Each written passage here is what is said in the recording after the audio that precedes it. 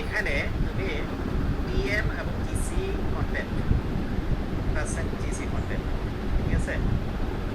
এই দুইটাতে যদি ওয়ার্নিং আসে, এই ওয়ার্নিংটা যদি দেখো যে ওয়ার্নিং আসছে কিন্তু ওয়ার্নিংটা হচ্ছে কি, তো আমার রেঞ্জের ভিতরে থাকার পরও এই ওয়ার্নিংটা দিচ্ছে। আমার রেঞ্জ হচ্ছে কি 60 টিএম হচ্ছে 60 বা 63 পর্যন্ত, ঠিক আছে?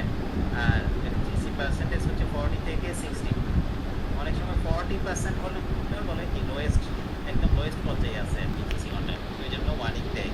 তাহলে এই দুইটা ছাড়া বাকি কোথাও যদি ওয়ার্নিং থাকে, ঠিক আছে, এই দুইটা ছাড়া মানে জিসি পার্সেন্টেজ এবং টিএম, এই দুইটা ছাড়া যদি অন্য কোনো প্যারামিটার এখানে যেগুলো শো করতেছে যদি ওয়ার্নিং দেখায় তাহলে ওই প্রাইমার তুমি ইউজ করবা না।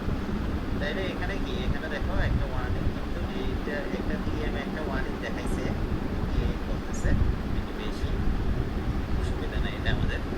কিন্তু সেলফ এনিলিং যেটা, এটাতে ওয়ার্নিং দেখো there are more than 3 self annealing bases in a row, মানে 4টা বেস আছে কি এটা একসাথে, মানে অ্যারেস্টেস 4টা বেস আছে, এটা ইয়ার মধ্যে কি রিভার্স এবং ফরওয়ার্ডের মধ্যে কি হয়ে যাচ্ছে, কমপ্লিমেন্টারিটি ফর্ম করতেছে। তাইলে কি এই প্রাইমার পেয়ার আমরা ইউজ করতে পারবো না।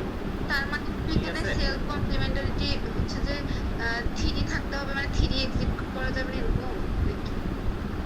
হ্যাঁ লেস দেন 3 হলে ভালো, ঠিক আছে, লেস দেন 3 হলে ভালো। তাইলে তোমাকে তাইলে এই প্রথম জোড়া আমরা ইউজ করতে পারবো না।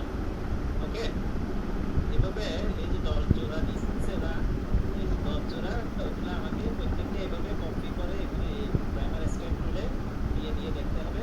যদি যেটাতে ওয়ার্নিং থাকবে না, এই জিসি কন্টেন্ট এবং টিএম ছাড়া ওই কোনটাতে কোনো কি থাকবে না, ওয়ার্নিং থাকবে না, ওই ধরনের প্রাইমারগুলো আমরা ইউজ করতে পারবো।